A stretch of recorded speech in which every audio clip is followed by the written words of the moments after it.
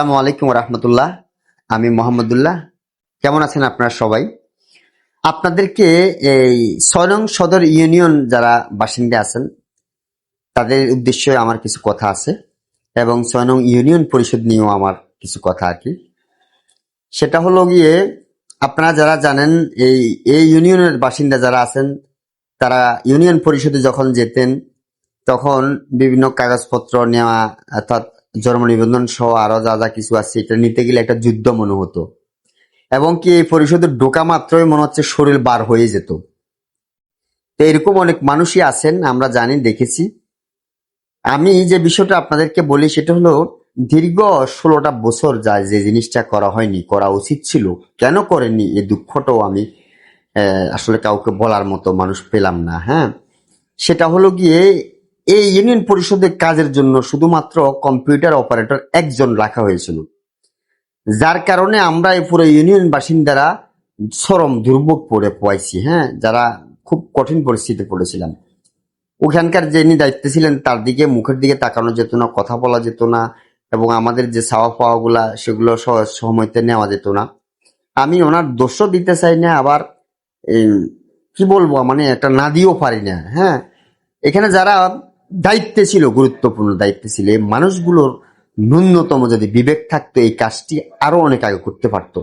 এই জিনিসটি যাতে মাথায় ঢুকেনি, এই মানুষগুলো আমাদের দায়িত্ব পালন করেছে, এটা খুব ঘৃণা ভরে বলতে হচ্ছে আমাকে। দেখুন, এই যে আপনারা দেখতেছেন, এই যে কম্পিউটার অপারেটর আগে ছিল একজন, এখন দুইজন হয়েছে। দুইজন হওয়াতে এই কাজগুলো ভাগাভাগি হয়েছে, যার কারণে মানুষজন সহজে সেবা পাবে এখন, এবং যে লোকটি একা কাজ করত সেও স্বস্তি পাবে। কেন এটা আগে করা হলো না? এটা এখন যেহেতু করা হয়েছে, অনেকটা কাজ ভাগাভাগি হয়েছে, এখন আশা করা যাচ্ছে মানুষ ভোগান্তি থেকেও বাঁচবে, দুর্নীতি কমবে। যদি এমন হয় আপনাদের কাছে কোনো মানুষের কাছে এখনো দুর্নীতি করছে কেউ, অথবা আপনাদের সাথে খারাপ আচরণ করতেছে, আপনারা ব্যবস্থা নেবেন, বলবেন, যেন এই জিনিসগুলো থেকে বেরিয়ে আসার জন্য 5 তারিখে আগের যে সময়গুলা মানুষজন রক্ত দিয়েছে, ছাত্র ভাইয়েরা, হ্যাঁ, কষ্ট করেছে, যেন দুর্নীতি মুছে যাক, মানুষের হয়রানি দূর হয়ে যাক। এখনো যদি সে জিনিসগুলো থাকে আপনারা অবশ্যই প্রতিবাদ করবেন। তবে স্বস্তির যে জায়গাটা সেটা হচ্ছে গিয়ে, আলহামদুলিল্লাহ, এখন একজন অপারেটরের জায়গায় দুজন দেখা গেল। আমি আজকে যে বিষয়টা দেখেই সাথে সাথে ভিডিও করলাম, আপনাদেরকে দেখালাম, দেখুন। তো আমি একটা বিষয় আপনাদেরকে বলি, যেটা আমার করাটা ঠিক হয়েছে কিনা আপনারা কমেন্টে জানাবেন। সেটা হলো, একজন বয়োবৃদ্ধ ব্যক্তি গিয়েছিলেন সেখানে ওনার বয়স্ক ভাতার কাগজ জমা দেওয়ার জন্য। তো সেখানে উনি ওনার আইডি এবং নমিনির আইডি দিয়েছেন ওনার ওয়াইফের। দেওয়ার পরবর্তীতে এখানে একটা ভুল হয়েছে, সেটা হলো কি, নমিনি আইডির জায়গায় সেখানে অন্য একটা আইডি ঢুকিয়ে দেওয়া হয়েছে, ভুলে অথবা ইচ্ছাকৃত।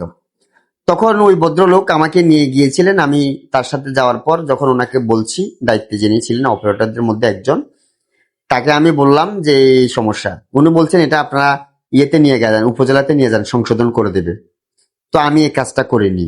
আমি বলছি যে আপনারা আপনাদের কাজের সময় অন্য কাজগুলা যখন করাবেন তখন এই কাগজটা পাঠাবেন এবং সংশোধন করে আনবেন। আপনাদের কাজে যেন ব্যাঘাত ঘটে, মানুষটি যেন এই সুবিধা থেকে বঞ্চিত না হয়। তখন এটা আমি রেখে আসছিলাম। এই কাজটা আমি এই জন্য করেছি, দেখা যায় ভুলগুলো যখন এই মানুষগুলা করে, আবার ভুলের খেসারত গুলো যখন আপনাকে আমাকে দিয়ে করাবে, তখন এই ভুলের খেসারতের ফলটা যখন কষ্টে পরিণত হয়, বা কষ্টের ভাগটা যখন আমরা নিই, আমরা যারা গ্রাহকরা থাকি অথবা আমরা যারা ইউনিয়ন বাসিন্দা থাকি, তারা যখন এই কষ্টগুলো করে তখন তারা এটা উপলব্ধি করে না। তা আমি দিয়ে এসেছি, তারা যখন উপলব্ধি করবে, বারবার এই ভুলগুলার খেসারত যখন তারা দিতে থাকবে, তারা এই কাজগুলো করার সময় নিখুঁত করবে। এই লক্ষ্যে আমি এই কাজটা এখানে করে আসছি। আমার এই কাজটা করাটা কতটুকু সঠিক হয়েছে আপনারা আপনাদের মন্তব্যের স্থানে লিখবেন, জানাবেন। ধন্যবাদ। এবং ধন্যবাদ জানাচ্ছি নতুন করে বাংলাদেশ গড়ার স্বপ্ন নিয়ে যারা বিভিন্ন জায়গায় কাজ করছেন তাদেরকে, এবং ইউনিয়ন পরিষদে নতুন করে একজন অপারেটর বাড়ানোর জন্য যারা শ্রম দিয়েছেন, দায়িত্ব পালন করেছেন, তাদের প্রতি কৃতজ্ঞতা প্রকাশ করছি, ধন্যবাদ জানাচ্ছি। আসসালামু আলাইকুম ওয়া রাহমাতুল্লাহ।